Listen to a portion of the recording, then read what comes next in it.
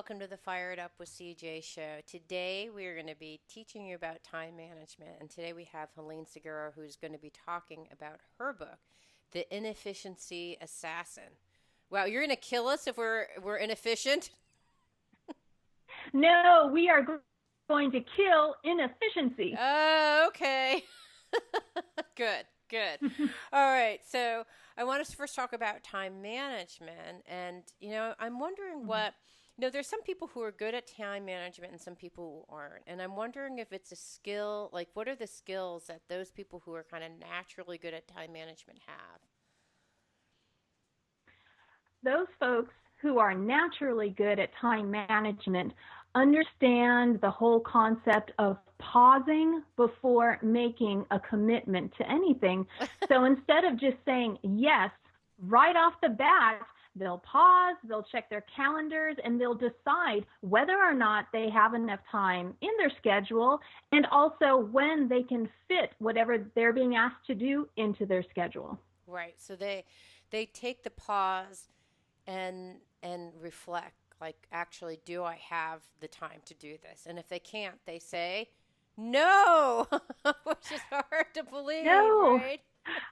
Yes. And so that's why no is one of the most powerful words that we can use when it comes to time management. Right. So many of us are afraid of hurting somebody else's feelings that we hurt ourselves in the process by saying yes to everything. Right. Right. Okay. So one is the pause. What are some other skills that you need to be good at time management?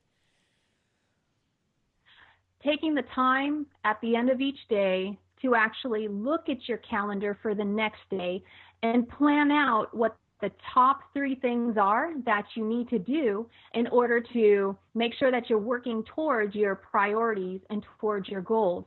Right. A lot of times, folks who are struggling with time management will just wake up in the morning and they know they have a whole bunch of stuff to do, but they haven't necessarily planned out what time they're going to do it, which direction they need to go in, what order they should try to do things in.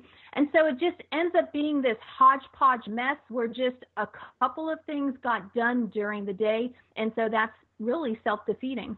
Okay, so let's actually look at your yesterday evening when you actually looked at your calendar. What were the 3 things that you had to do today? Just to give us an example of what that looks like. I knew that I had an interview with you today, and Right. so I wanted to listen to a couple more of your previous episodes, so that way I'd be totally clued in to you, even though we've met before. Right. I just wanted to make sure I was totally ready and centered. Right. I knew that I had 2 proposals that were due today before end of business, and I didn't want to cram them in at the last minute because that's when I would make mistakes. Right. So those needed to be done. And I had a really important phone call with a prospective client in Tennessee. So I knew that those were my top 3s that needed to get done. I couldn't disappoint you. And then those other top 2 had to do with revenue, which Right. helps pay the bills. Okay, so when those top 2, the 2 business proposals, did you break that into other tasks? Like if I looked at your calendar today, because you said part of it is you would look at, like the day before you would look and see what you had on going on today. So, you have 2 business proposals, the interview, which how did you then, knowing what you had the next, today, how did that affect your day today?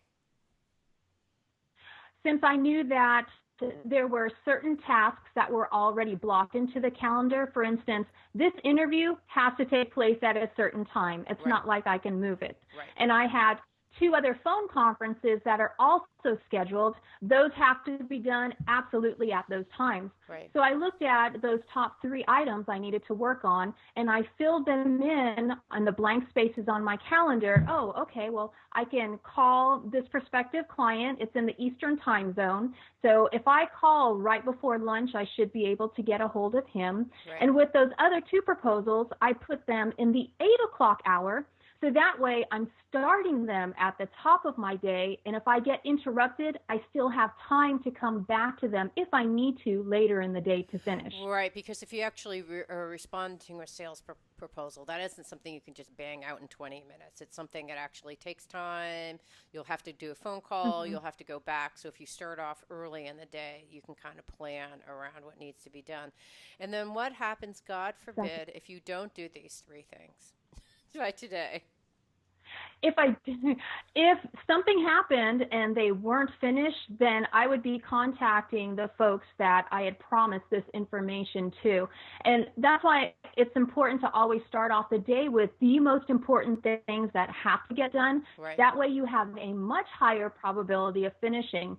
So what I have left to do is that lower priority proposal, because I had promised it to them by the end of the week. I'm still early on that. I just want to get it to them sooner so I have a better shot against competitors. Right. And so I do have a little leeway built in. So that would be one of the tasks that I drop today if something else comes up. Right.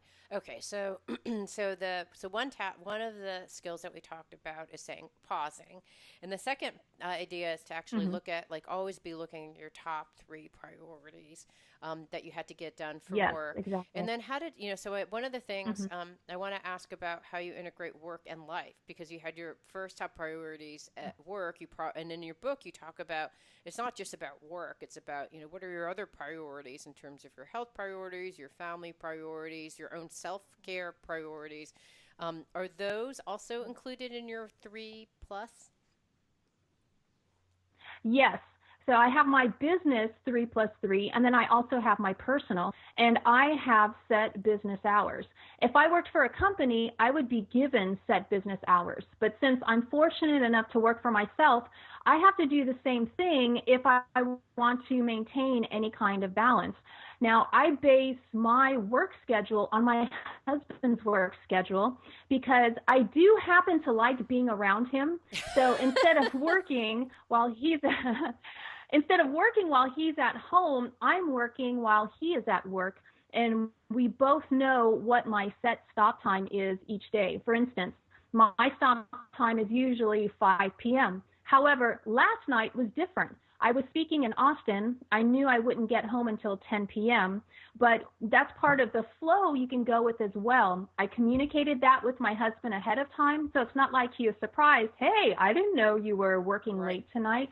But for the most part, I have a firm stop at 5 p.m., so that way we can enjoy dinner, we can talk about what happened during the day, we can relax, have that glass of wine, and just read or watch a movie or plan a grocery list, just do something together. Okay. And then all of a sudden, ring, ring, ring, someone calls, a friend has an emergency that they need to attend to. Or like a work client calls, let's put it that way. Because a friend, it's probably, I don't know. But let's say that a friend calls or a work client calls and they're like, oh my gosh, Helene, please help us. I'm having an inefficiency moment. What do you do?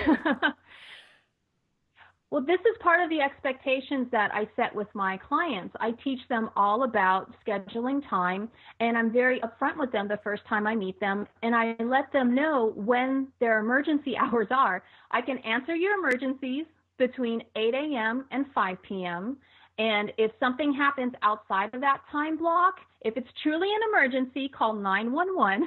If not, email me, because first thing in the morning, I will respond to your email.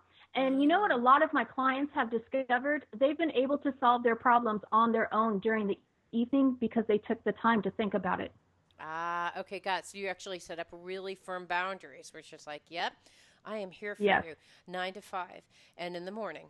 And that's it. Yes. when I bet. So it's actually setting expectations Exactly. with your clients so that they know I'm not available. Like, don't try to call me at 8 p.m. when I'm having wine with my husband. That's not going to work. Okay, so it's pausing. Exactly. It's doing the getting your 3 priorities straight. And then also I'm hearing you say getting work hours, which I think is really hard because more and more of us have this gig economy, right? Where we're freelancers, where we're working from home and people call us. And so because we're working from home, there's not an office that we drive to and kind of standard norms and when we go and when we leave. So I think it's becoming more and Mm-hmm. more important to do exactly what you said, which is set your own work hours, because otherwise it just expands into, your office is at home and it's there and it's just sitting Mm-hmm. they're beckoning you or torturing you depending on how you look Right. at work. So, okay, so it's about pausing, it's about the three, getting your three priorities right. What are the other skills that you need? Well, it's also really important to attach times to the tasks. And we kind of talked about that Yeah. earlier, Yes. but another important skill to have is estimating how long you think a task should take. Right. And one of the biggest pushbacks I have from my clients on this particular skill is, well, I don't know how to estimate. I'm always wrong with estimating.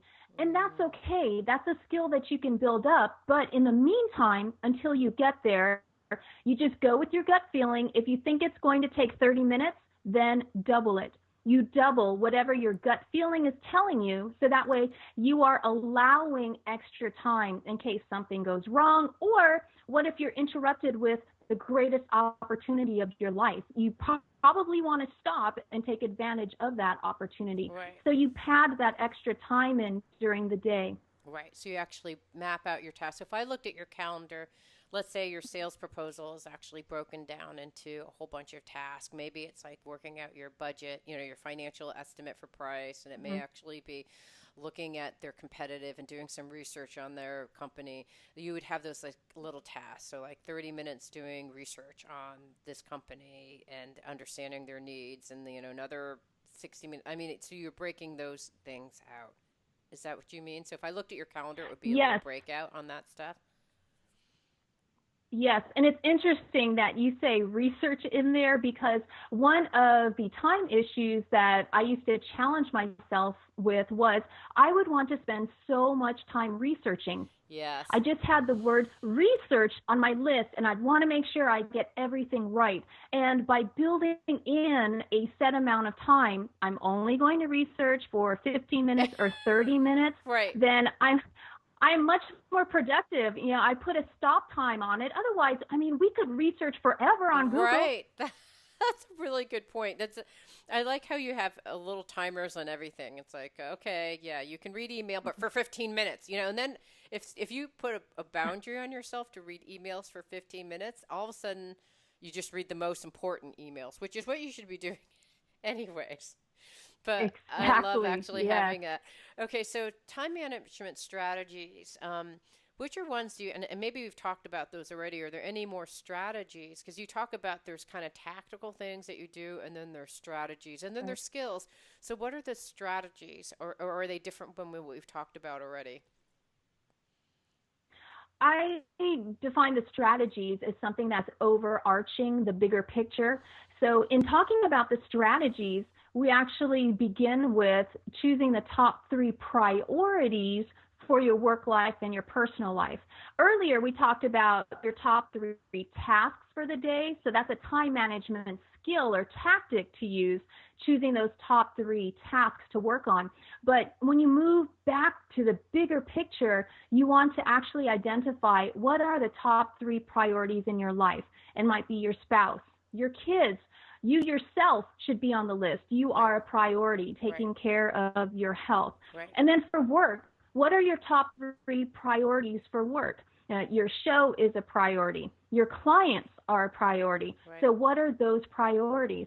Because when we understand what it is that we're living for and we're working for, that helps us to make a better decision in that moment when we pause before saying yes. We can ask ourselves, is what I'm about to take on going to support one of my personal priorities or one of my work priorities?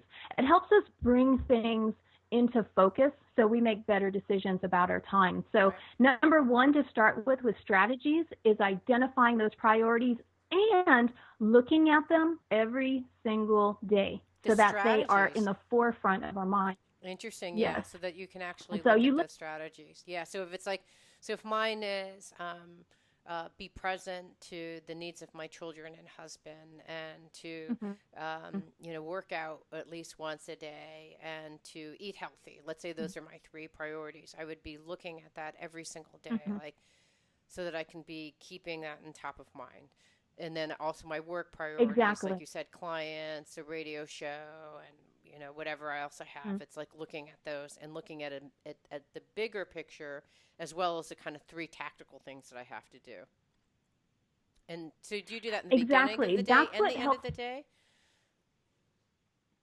You can do one or the other or both. It just depends on how often you need to be reminded of it. With my clients who are really struggling in the beginning, I encourage them to have something in their closet or on a bathroom mirror so they see it first thing in the morning. Right. Yeah, they're kind of like And mantras. also to Yeah. have something. Yes, exactly. And also to have it posted at their desk where they're working so they can look Right. at it during the day. And before they make a decision about anything, they're looking at that list. Right. And then again in the evening, they take a look at these are my priorities. This is what I'm living for and working for. Right. Okay, so let's go from we talked about skills, strategies, and then there are techniques. Because there's a whole bunch, there's Covey, there's getting things done. There are all these different techniques that seem to be out there floating around. And what things do you think work or don't work? Like, to me, a lot of this stuff feels like diets. Like you pick the like low carb diet. Oh no, you Yeah. eat the like high protein diet. Oh, now I'm supposed to like, you know, eat some other typical way, and like they all work for a little bit, and then after a while they don't work Hmm. anymore. I've gained the weight, and then I'm like back to where picking another technique. I mean, is there like a one bulletproof technique, or is that just the way of the land, like diets, like you just kind of rotate around all of them? Well, with diets, No, one of no, the I'm just reasons saying for why for time diets don't management. work. Yeah, yeah. Oh, right, right. But I'll tie it in. One of the Okay. reasons why diets don't work is because it's something that's extreme and we dive into it and we're not totally prepared. Right. And it may be totally different from what we've done before, so we tend not to do well, as opposed to a total nutritional change where you start rotating in better foods and using moderation. It's just a habit change instead of this crash diet. And Right. that's the same thing with time management. If you go on this crash diet of time management and try this really rigid, structured theory or system, it's really hard to do that. And so if you don't feel successful in the first couple of days, you just throw in the towel and say, man, forget this. This is too hard to be Right. organized. Right. Instead, you just take it a step at a time in moderation. So you look at what your biggest point is, your pain point related to time, and then work on that first. And then you can start branching out to all of the other areas because there's not one perfect system that's going to work for everybody in the world. Right, that makes sense. Okay, so we have a couple more minutes. I want to ask you before we switch to the next segment, in which we're going to talk about procrastination. So make sure to stay tuned. But I want to Mhm. ask you about online tools and apps because there's so many out there. Are there any favorites that you use? Are there any ones that you particularly like or use or think are really cool? I am very much old school, Yeah. but I do use Google Calendar, Yep. and I also use a project management system called Insightly. It is the scaled down version of some of the bigger programs out there like Salesforce and Act and Sugar. Mm-hmm. But what I would like to get across about apps is that apps are wonderful if you actually use them. But if you're not practicing the strategies, Right. if you're not practicing the strategies of saying no, pausing first before looking at your calendar, then those apps won't do you a bit of good. Right. Okay, got it. It means so much to me that you're listening to the show and would love your support in any way by giving me comments below or to subscribe to the show or share the show with friends. Thank you again for your support. Love and blessings.